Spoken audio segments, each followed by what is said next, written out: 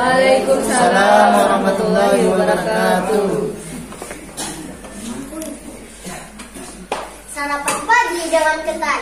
Setelah itu mencuci kain. Dengan senang hati saya ucapkan selamat datang para hadirin. Hai teman-teman. Apa kabar hari ini? Baik. Alhamdulillah. Yang terhormat Dewan Juri, yang jujur, yang saya banggakan.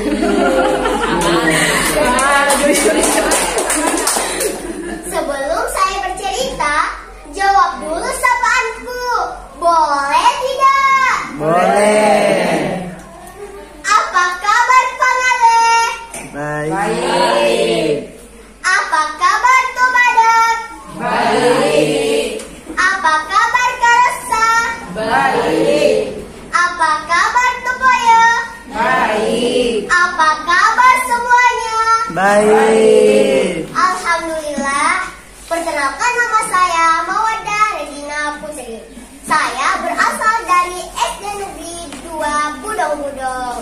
Alhamdulillah saya dapat kepercayaan untuk mewakili Kecamatan Budong-Budong. Nah, teman-teman, kali ini saya akan menceritakan sebuah legenda yang berasal dari Sulawesi Barat. Legenda ini tidak kalah menarik dari cerita legenda Toman Jadi Duyung. Legenda ini diterbitkan oleh Suyono Suyatno. Cerita ini diterbitkan pada tahun 2016. Legenda ini berjudul Samba Paria. Nah, teman-teman, begini kisahnya. Tersebutlah seorang gadis pada zaman dahulu. Ia tinggal bersama adiknya di sebuah rumah panggung di tengah hutan belantara.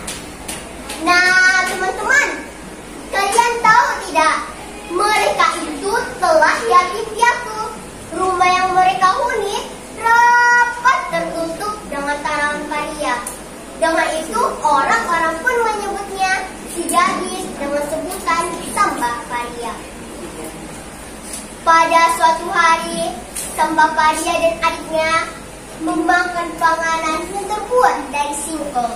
Adiknya menjatuhkan satu makanan itu karena masih panas. Dek, kenapa kamu menjatuhkan makanan itu? Maaf kak, makanannya masih panas. Adik Samba Paria tidak mau memungutnya karena makanan itu telah terkena tanah. Tiba-tiba anjing kesayangan sang raja yang tengah berburu menemukan makanan tersebut. Ia menggigit dan membawanya kepada sang raja. Sang raja sangat keheranan ketika melihat anjing kesayangannya membawa makanan. Ia yakin pembuat makanan itu tidak jauh dari tempat berburunya. Mengingat makanan itu masih hangat, ia lantas memberikan isyarat kepada anjingnya untuk membawanya ke tempat di mana ia menemukan makanan tersebut dengan diiringi para prajuritnya. Prajurit, mari kita mencari asal usul rumah makanan tersebut. Tibalah sang raja di rumah panggung milik Samba Paria. Ketika bertemu dengan Samba Paria, sang raja sangat terpesona dengan kecantikan Samba Paria. Timbul niat jahat sang raja ini menculik Samba Paria. Setelah ia mengetahui Samba Paria hanya hidup berdua dengan adiknya yang masih kecil, ia lantas berpura-pura meminta air minum. Ambilkan aku sedikit air. Ampun Baginda Raja, air minum hamba telah habis. Jika Baginda Raja siap untuk menunggu, bela hamba mengambilkan air daripada ulu terlebih dahulu. Betul, aku akan menunggu. Ketika Samba Paria pergi mengambil air dari mata air di balik gunung, sang raja menjalankan niat jahatnya untuk menculik Samba Paria. Sang raja memerintahkan para prajuritnya untuk membawa Samba Paria. Samba Paria mencari cara agar bepergiannya itu diketahui oleh adiknya. Sebelum dibawa para prajurit sang raja, Samba Paria mengajukan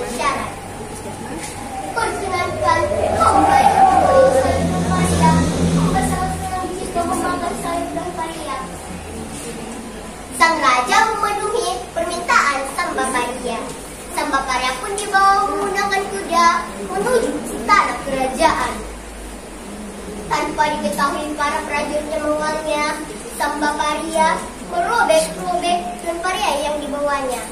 Ia merobek di sepanjang jalan yang ia lalui. Ia berharap adiknya dapat mengikutinya hingga ke tempat di mana ia dibawa. Adiknya yang tidak menemukan kakaknya di rumah sangat kebingungan dan ketakutan. Kakak di mana? Ia yakin kakaknya itu dibawa paksa oleh sang raja. Ketika adik sang Baparia melihat robekan-robekan dan Paria, ia yakin itu petunjuk dari kakaknya. Ia pun mengikutinya selama 2 hari 2 malam.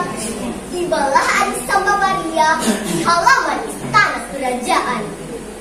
Adik sang Baparia berteriak memanggil nama kakaknya, namun kakaknya tidak menjawab. Akhirnya adik sang Baparia pun berseru keras-keras, "Jika kakak tidak menjawab, tunjukkan satu wajah kakak dari jendela itu." Sang raja lantas menunjukkan wajah seekor kucing dari balik jendela istana tersebut. Adik sang Baparia sangat keheranan ketika melihat wajah seekor kucing. Adik sang Baparia pun kembali berteriak, "Tunjukkan tangan kakak." Sang raja lantas menunjukkan kaki depan kucing melalui jendela istana kerajaan. "Tunjukkan kaki kakak." Sang raja menunjukkan kaki belakang kucing. Adik sang Baparia pun jengkel dan kesal. Dengan itu, ia lalu berujar, "Aku akan pulang ke Bapanggung, tapi sebelumnya aku akan menanamkan kelor.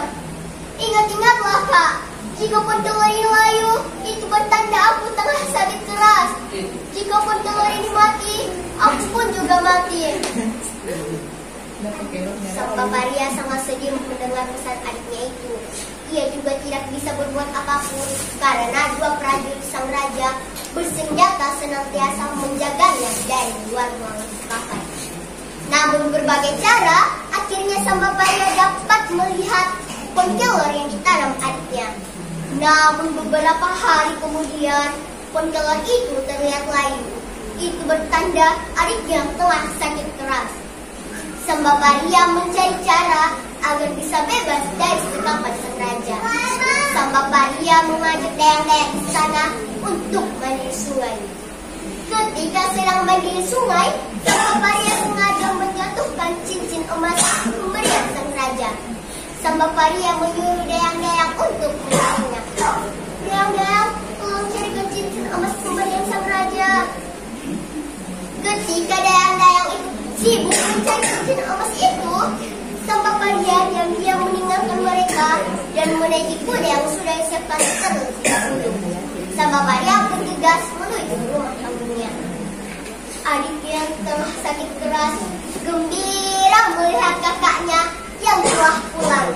Ia tak sabar memakan masakan buatan kakaknya. Kesehatannya pun mulai berangsur-angsur membaik. Namun, sang Baparia berpikir sang raja akan menyusulnya. Sang Baparia pun membuat sesuatu untuk menyambut kedatangan sang raja. Sang Baparia mencampurkan cabai rawit, merica, dan kelor gula yang banyak, air, dapur sampai menyerupai adonan kue. Ketika sang raja benar-benar datang, sang Baparia langsung menyiramkan ramuan rahasianya ke wajah sang raja. "Aduh, mataku pedih. Kenapa kamu melakukan itu?" Sang raja menjerit kesakitan. Diusap-usap matanya, bukannya rasa pedihnya malah berkurang, melainkan bertambah-tambah pedih. Ketika sang raja mengusap kedua matanya, ia terpleset dan jatuh dari rumah panggung. Lehernya terbentuk ke tanah dengan sangat keras. Ia pun menghembuskan napas terakhirnya. Sang Baparia pun anak-anaknya hidup dalam kebahagiaan dan ketenangan setelah sang raja dan niat jahatnya meninggal dunia. Sang Baparia pun anak-anaknya hidup dalam kebahagiaan. Sebelum saya mengakhiri cerita ini, saya akan menyampaikan pesan-pesan yang dapat kita ambil dari cerita ini.